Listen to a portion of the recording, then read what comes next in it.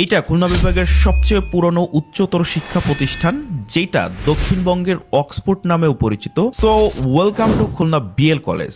সাল 1902। মাত্র 2 একর জমির উপরে, এবং প্রথমে এই কলেজের নাম ছিল হিন্দু একাডেমি, এবং ম্যাক্সিমামই হিন্দু স্টুডেন্টই পড়তো এই কলেজে। প্রতিষ্ঠার প্রায় 7 বছরের মধ্যেই এটি সব ধর্মের জন্য উন্মুক্ত হতে শুরু করে। বর্তমানে জাতীয় বিশ্ববিদ্যালয়ের অধীনে থাকা কলেজগুলোর মধ্যে বিএল কলেজ অন্যতম। জাতীয় বিশ্ববিদ্যালয়ের মডেল কলেজ র্যাঙ্কিংয়ে এই কলেজ খুলনা বিভাগের প্রথম স্থান এবং সারা দেশে সেরা 5টি সরকারি কলেজের তালিকায় অবস্থান করে। 30,000 বা 35,000 এরকম একটা কাছাকাছি হবে, বা এর অধিক হতে পারে। বিএল কলেজে মোট আবাসিক হলের সংখ্যা 60টি, বাকি 5টি ছেলেদের জন্য। স্নাতক পর্যায়ে মোট 21টি বিষয়ে পাঠদান করেন প্রায় 200 জন শিক্ষক।